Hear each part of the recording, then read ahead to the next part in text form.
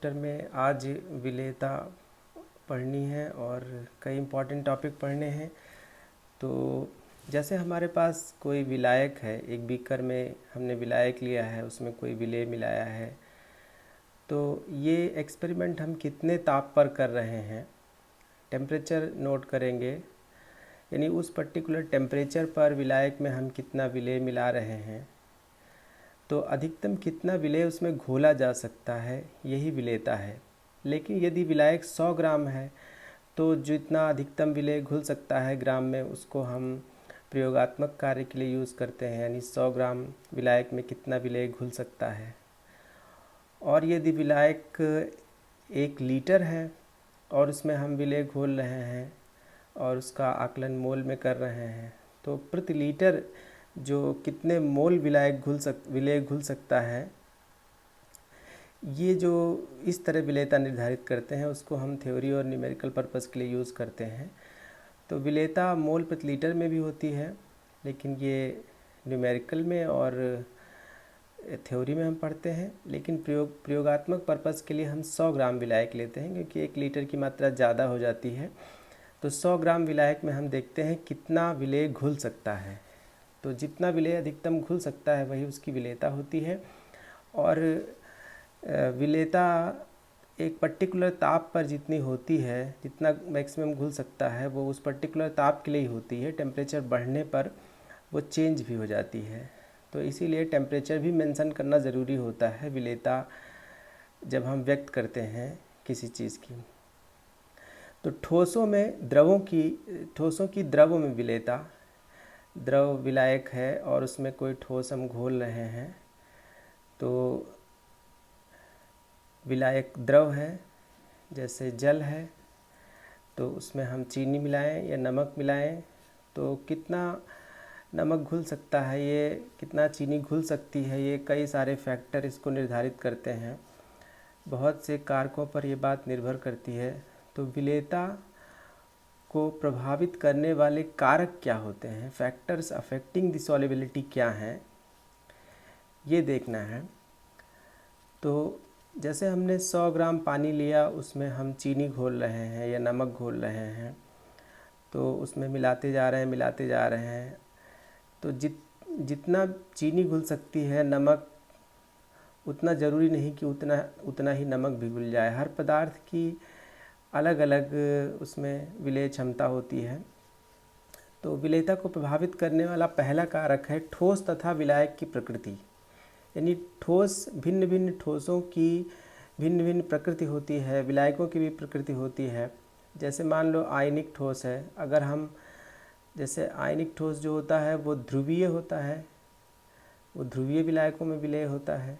आयनिक ठोस में धनायन ऋणायन होते हैं, तो वो पोलर सॉल्वेंट में ज़्यादा विलेय होता है। जैसे NaCl है, उसमें Na+Cl- है आयन, तो वो पानी में ज़्यादा विलेय होगा। जल में H+ आयन OH- आयन होते हैं, या पोलैरिटी होती है अणु में। और जो सहसंयोजक ठोस होते हैं या कार्बनिक ठोस होते हैं, वो अध्रुवी विलायकों में विलेय होते हैं।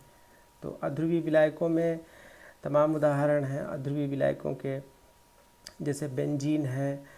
तो बेंजीन अध्रुवी विलायक है, क्योंकि उसमें कहीं भी धनायन ऋणायन नहीं है, कहीं पर भी बॉन्ड में पोलैरिटी नहीं है। तो ठोस तथा विलायक की प्रकृति ये निर्धारित करती है कि इसमें कितना ज़्यादा ठोस घुल सकता है, या किसी पर्टिकुलर विलायक में कितना अधिक ठोस हम घोल सकते हैं उस ताप पर। तो अध्रुवीय विलायकों के एग्जाम्पल जैसे बेंजीन है, पेट्रोल है। पेट्रोल में हेक्सेन, हेप्टेन, ऑक्टेन, ये सब एल्केन होते हैं। वही पेट्रोल एक मिक्सचर होता है एल्केन का। टॉलुइन है, बेंजीन के ऊपर CH3 लगाते हैं, वो टॉलुइन है। Chloroform, diethyl ether, THF, DMSO, ये सब जो विलायक हैं, ये सब अध्रुवी विलायक हैं, नॉन पोलर हैं। और इनमें कहीं भी, जैसे मैं ध्रुवी H2O है, H2O का स्ट्रक्चर यानी HOH, तो ऑक्सीजन ज़्यादा ऋण विद्युतीय है हाइड्रोजन से, तो ऑक्सीजन पर आंशिक ऋणावेश, हाइड्रोजन पर आंशिक धनावेश। और बेंजीन में, ये बेंजीन का अणु हम बना रहे हैं, इसमें कार्बन हाइड्रोजन बॉन्ड, तो ये कार्बन कार्बन बॉन्ड ये सब कोवेलेंट बॉन्ड है और इसमें कहीं भी जो है पोलैरिटी नहीं है। तो बेंजीन दिखने में पानी जैसा कलरलेस लिक्विड है, टॉक्सिक है, पानी जैसा दिखता है, लेकिन इसमें पोलैरिटी नहीं है इसमें। तो कार्बनिक ठोस इसमें विलय हो जाते हैं या सहसंयोजक ठोस। तो ऐसे कहा जाता है लाइक डिजॉल्व्स लाइक, अर्थात समान समान को घुलता है। यानी अगर कोई पदार्थ ध्रुवीय है तो वो ध्रुवीय विलायक में घुल जाएगा, अगर अध्रुवीय है तो वो अध्रुवीय में घुल जाएगा। तो पोलर पोलर में घुलेगा, नॉन पोलर में घुलेगा। तो इस प्रकार कौन सा ठोस किस प्रकार के विलायक में विलेय है ये नेचर पे डिपेंड करता है, ठोस के भी नेचर पर और जो द्रव जिसमें हम घोल रहे हैं उसके नेचर पर भी डिपेंड करता है। तो NaCl का क्रिस्टल, अब इसमें और भी कई फैक्टर हैं, जैसे NaCl का क्रिस्टल हम जल में घोलते हैं तो NaCl में sodium ion, chloride ion lattice में प्रेजेंट होता है। जैसे ये FCC का अगर एक यूनिट सेल है या जालक का एक भाग हम बना रहे हैं, NaCl का क्रिस्टल में तो लाखों करोड़ों यूनिट सेल होते हैं, लेकिन एक यूनिट सेल से हम समझा रहे हैं कि यहाँ जहाँ ब्लैक डॉट हैं Cl- आयन है, FCC जालक में है, और जितने अष्टफल की रिक्तियाँ हैं उनमें सब में सोडियम आयन है। तो अष्टफल की रिक्तियाँ कहाँ होती हैं? जितने किनारे होते हैं सबके केंद्रों पर। तो इसमें किनारे कितने हैं? ये जितने किनारे देख रहे हैं ना, ये सब 12 किनारे होते हैं, 12 किनारों पर हैं और एक सेंटर में है। तो इस प्रकार कुल टोटल 13 जगह जो है अष्टफल की रिक्तियाँ हैं, जिनमें टोटल काउंट करो तो संख्या 4 आती है, यानी ऑक्टाहेड्रल वॉइड 4 हैं। संख्या में तो 13 जगह है लेकिन कुल कण उसमें 4 आते हैं। तो Na भी 4, Cl भी 4 एक यूनिट सेल में, तो सूत्र उसका NaCl होता है। तो आकर्षण बल से sodium ion, chloride ion pack होते हैं, जालक में होते हैं। तो जालक ऊर्जा लैटिस एनर्जी से वो बंधे होते हैं। तो जब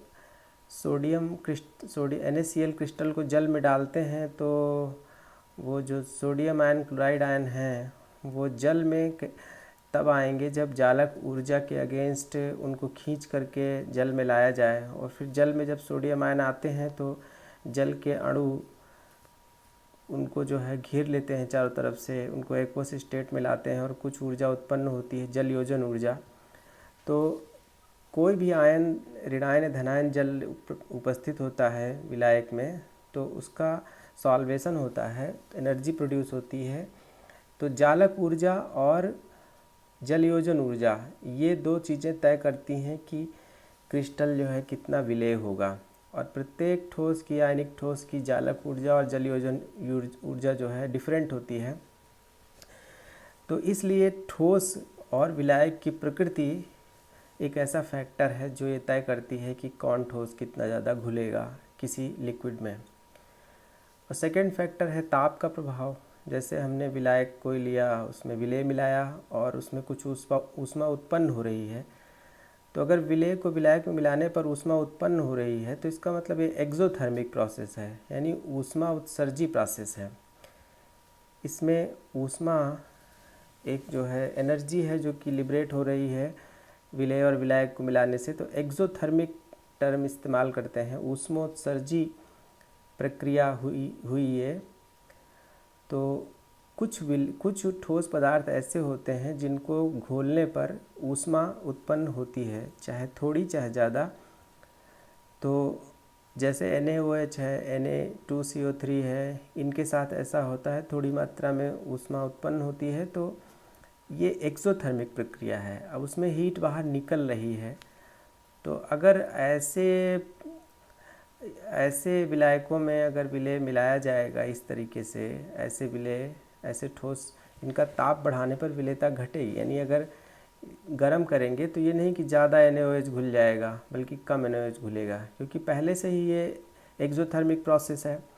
तो इसमें पहले से नहीं घुलेगा, यानी जितना घुला था उससे ज़्यादा नहीं घुलेगा, विलेयता घटती है।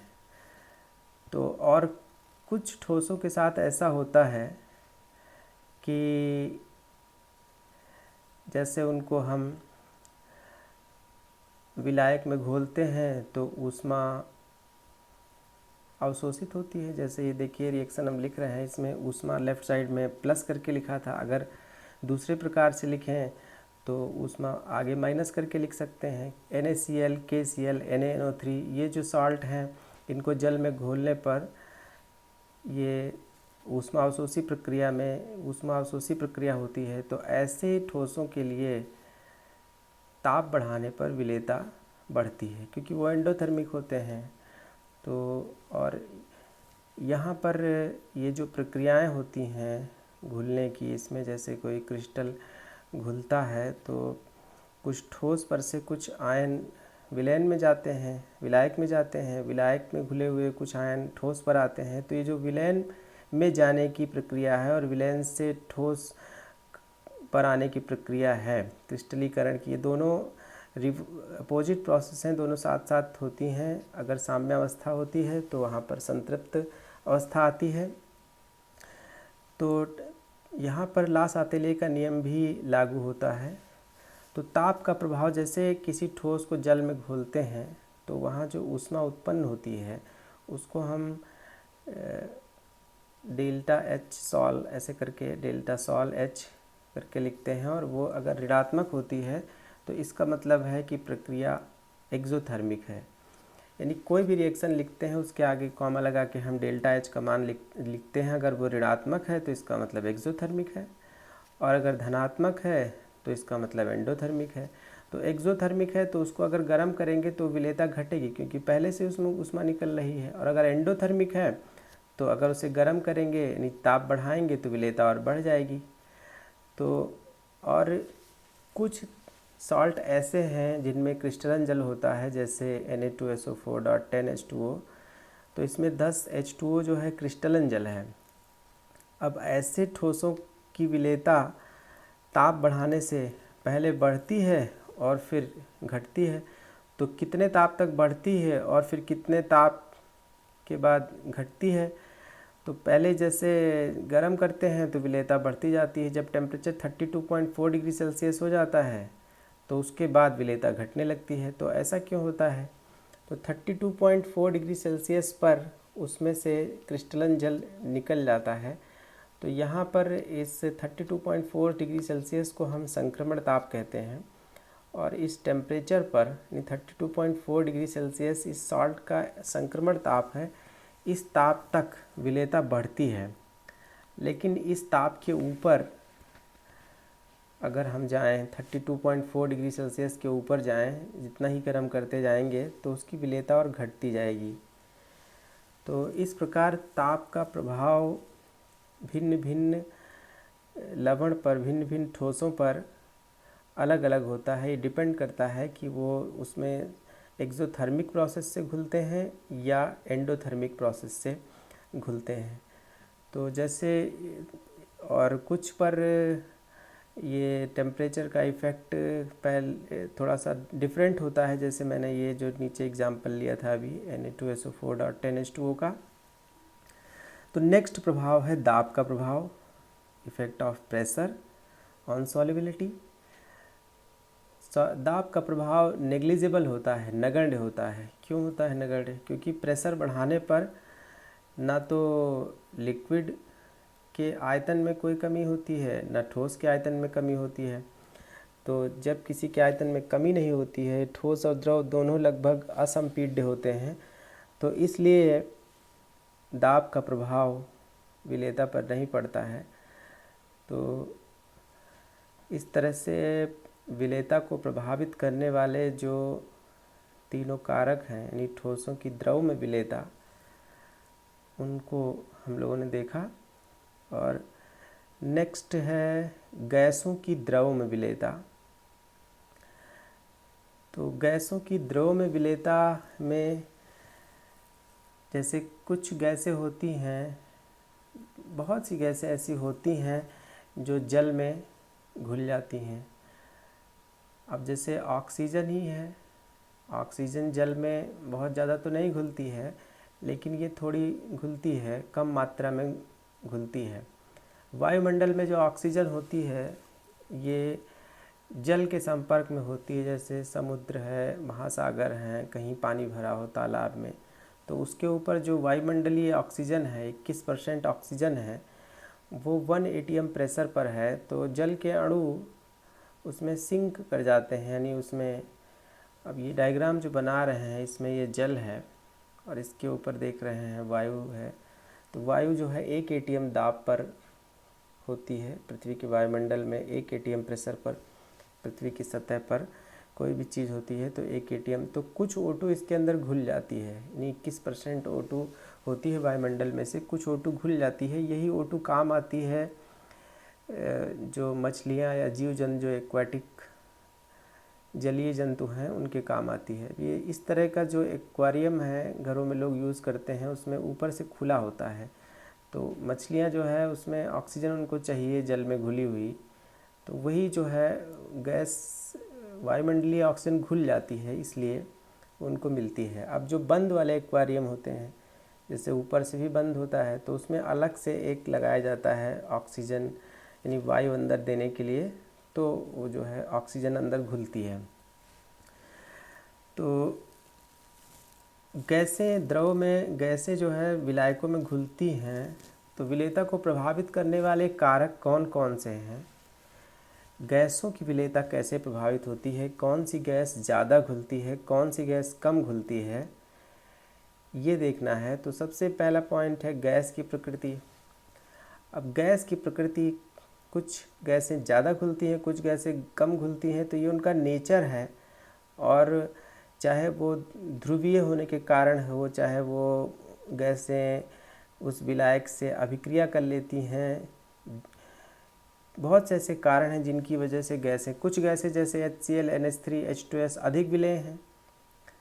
अब जल में अगर हम अमोनिया घोलें तो अमोनिया के अणु और जल के अणुओं के बीच हाइड्रोजन बंध बनता है। रेड से हमने हाइड्रोजन बंध बनाया है।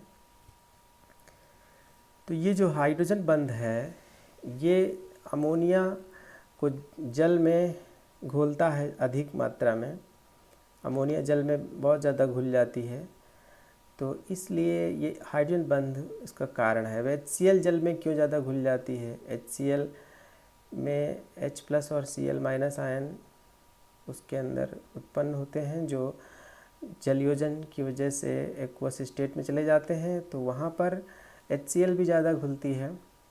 अब जैसे N2 है, O2 है, He है, ये कम विलेय है, क्योंकि ये जब जल के साथ या किसी विलायक के साथ संपर्क में आती हैं तो उससे क्रिया नहीं करती हैं, कोई यौगिक नहीं बनाती हैं, हाइड्रोजन बंध नहीं बनाती हैं, तो इसलिए उसके अंदर उनको एंट्री ठीक से नहीं मिलती है, लेकिन फिर भी प्रेशर की वजह से कुछ एंट्री मिल जाती है। अब जैसे O2 है, जल में तो कम विलेय है लेकिन ब्लड में अधिक विलेय है, क्योंकि ब्लड में जो RBC होते हैं उनमें हीमोग्लोबिन होता है, तो एक हीमोग्लोबिन में 4 ऑक्सीजन 4 O2 लगभग ऑक्सी हीमोग्लोबिन बनाते हैं, तो ब्लड में ऑक्सीजन अधिक विलेय है। और तो किसी द्रव में किसी गैस की विलेयता इस बात पर निर्भर करती है कि वो गैस उस द्रव के साथ किस प्रकार रिएक्ट करती है। अब नेक्स्ट देखते हैं विलायक की प्रकृति किस तरह से विलेयता को प्रभावित करती है।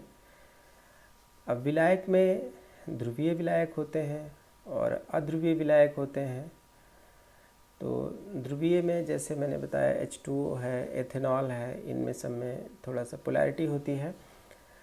और अध्रुवीय जैसे ये CH, C6H6 बेंजीन है, THF है, क्लोरोफॉर्म है, ये सब अध्रुवीय विलायक हैं।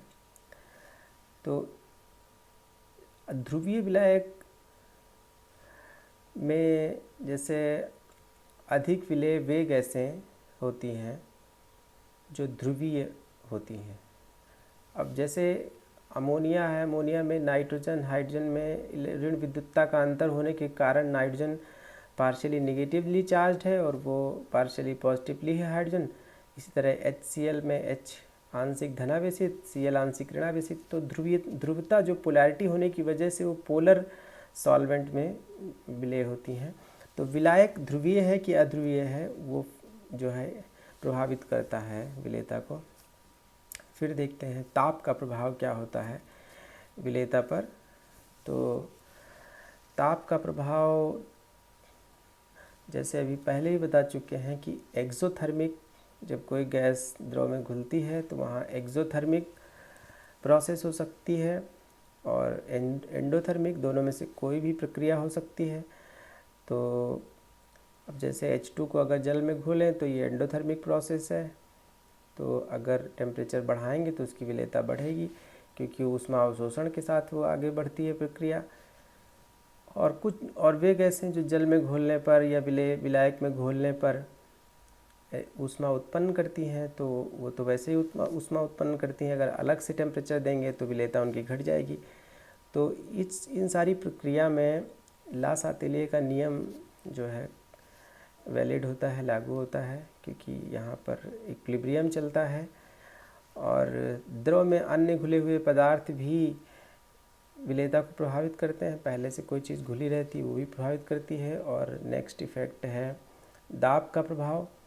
तो दाब के प्रभाव में हेनरी नियम को समझना है। तो हेनरी नियम इम्पॉर्टेंट भी है और प्रेशर का इफ़ेक्ट हेनरी नियम से ही देखते हैं कि हेनरी का नियम क्या कहता है। हेनरी वैज्ञानिक, उन्होंने बताया कि गैस किन परिस्थितियों में द्रव में ज़्यादा घुल जाती हैं।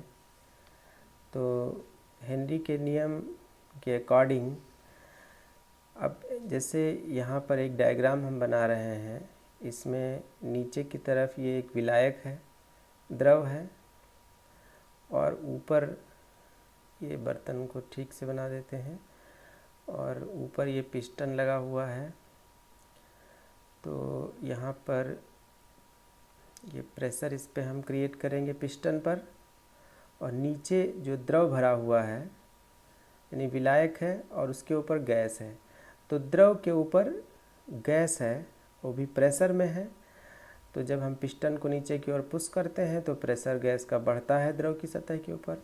और ये एक्सपेरिमेंट हम कितने टेम्परेचर पर करते हैं, रूम टेम्परेचर भी नोट कर लेंगे, क्योंकि उस पर्टिकुलर ताप पर ही हम विलेयता को एक्सप्रेस करेंगे जो भी आएगी।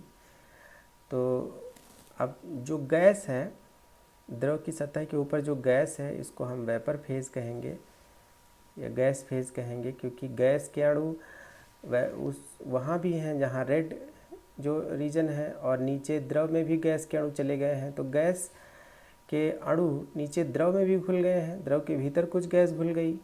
तो गैस दो जगह है, एक तो वहाँ पर है जहाँ गैस भरी थी यानी गैस फेज में, वेपर फेज में, और दूसरी द्रव के भीतर भी है। तो द्रव के भीतर मान लो स्मॉल एन मोल गैस के घुल गए, और जो विलायक है वो कैपिटल एन मोल है।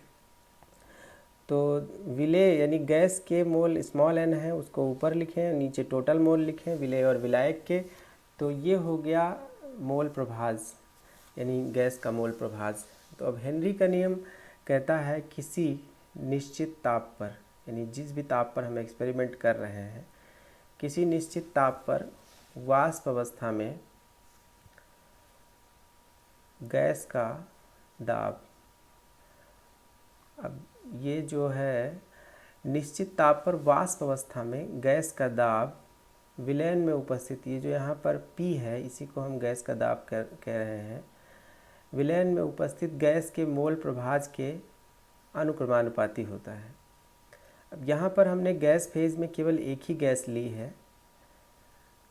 अगर इसमें कई गैसें होंगी, जहाँ पर मैंने रेड पार्ट में गैस लिया है, तो फिर उसमें अलग अलग गैस के लिए हम आंशिक दाब शब्द का प्रयोग करेंगे।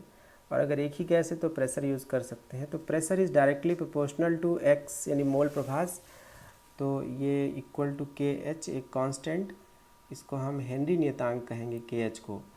और एक्स क्या है, मोल प्रभाज है, small N upon N plus capital N. तो यदि अगर जैसे हमने P directly proportional to X लिखा है नियम के अनुसार, अगर इसको उल्टा लिख देते X is directly proportional to P, तो यहाँ पर नियतांक जो आता वो हेनरी नियतांक नहीं है, वो K डैश है।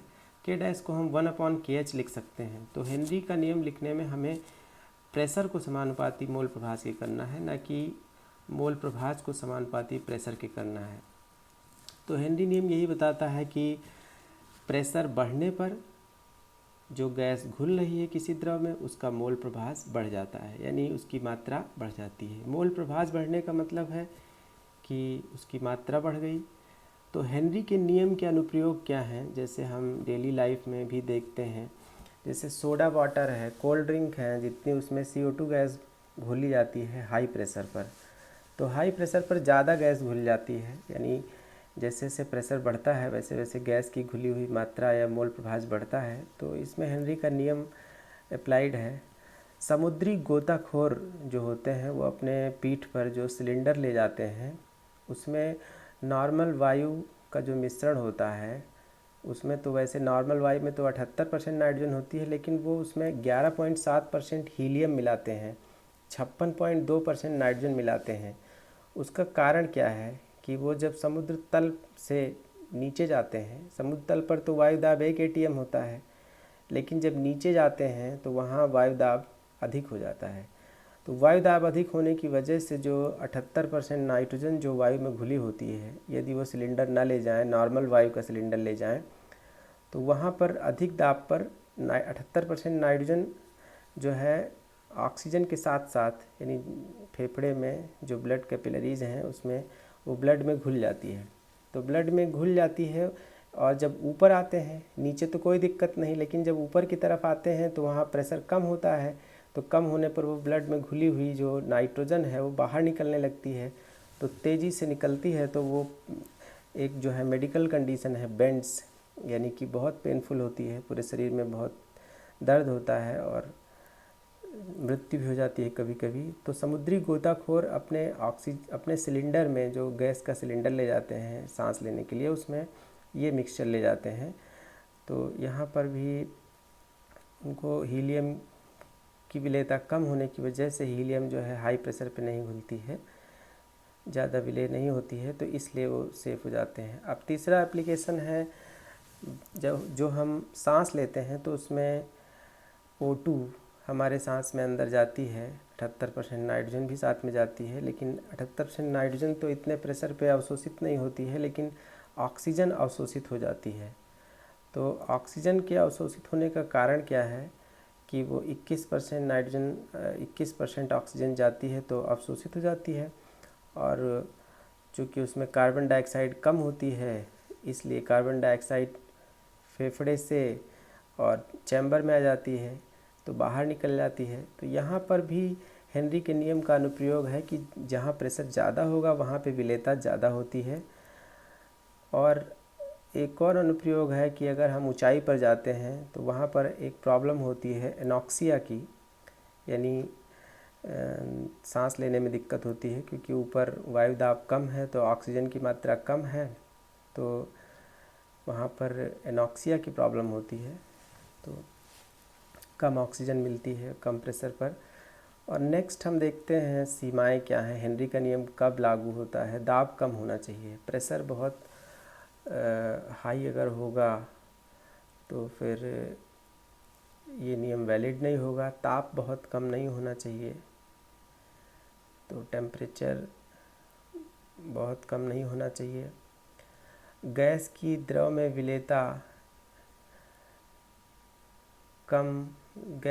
विलेयता बहुत अगर अधिक होगी तो भी ये नियम वैलिड नहीं होगा, यानी गैस कम विलेय होनी चाहिए। और गैस की आणविक अवस्था घुलने के पश्चात सेम होनी चाहिए, अर्थात जैसे अमोनिया को हम जल में घोलते हैं तो अमोनिया जो है अंदर NH4OH बना लेती है जल में जाके, द्रव विलायक में जाके। तो यहाँ पर हेनरी का नियम वैलिड नहीं होगा क्योंकि उसकी आणविक अवस्था चेंज हो गई। तो गैस की आणविक अवस्था घुलने के पश्चात भी सेम होनी चाहिए।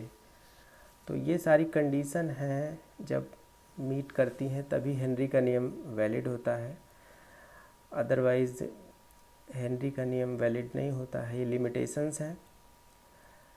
तो अब जैसे अमोनिया है उसको बेंजीन में अगर घोलें तो बेंजीन में कम विलेय है, जबकि अभी पहले जल में ज़्यादा विलेय थी। तो बेंजीन में कम विलेय भी है और उसके अंदर वो जो NH3 है उसकी आणविक अवस्था भी वही रहती है, तो इसलिए वो वहाँ पर वैलिड है।